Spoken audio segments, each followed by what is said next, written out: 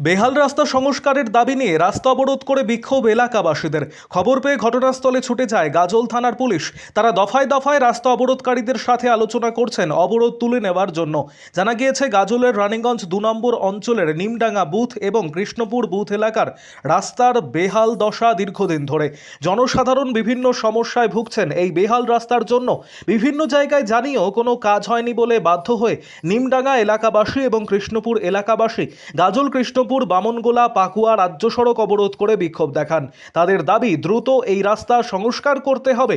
অল্প বৃষ্টিতে রাস্তা কর্দমাক্ত হয়ে যায়, রাস্তা দিয়ে যাতায়াতের অযোগ্য হয়ে যায়, ফলে এলাকাবাসীরা এই রাস্তা দিয়ে যাতায়াত করতে পারছেন না।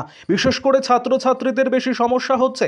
এছাড়াও মুমূর্ষু রোগী এবং গর্ভবতী মহিলাদের নিয়ে খুব সমস্যার সৃষ্টি হচ্ছে। রাস্তার বেহাল দশার কারণে কোনো যানবাহন এই রাস্তা দিয়ে চলাচল করতে পারছে না। আরও আপডেট থাকতে আমাদের ভিডিও শেয়ার ও ফেসবুক পেজটিকে লাইক করে ফলো করে দিন।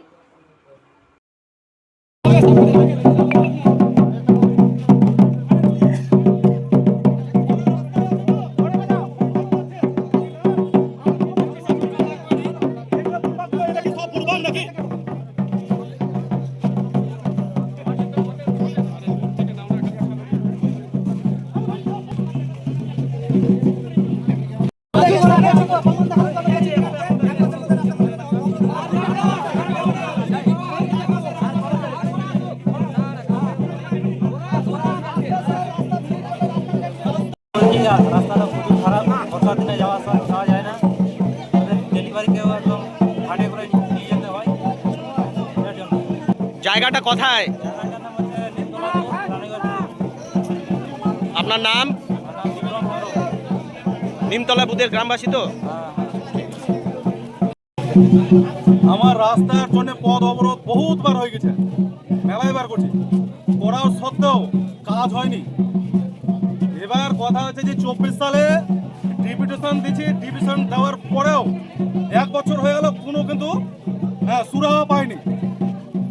এই জন্যে আমরা পথ অবরোধে মানে সব জনসাধারণ সামিল হচ্ছি আর কি। জি, এই ছাড়া আমার আর কোনো পথ নাই। পথ অবরোধটা কৃষ্ণপুর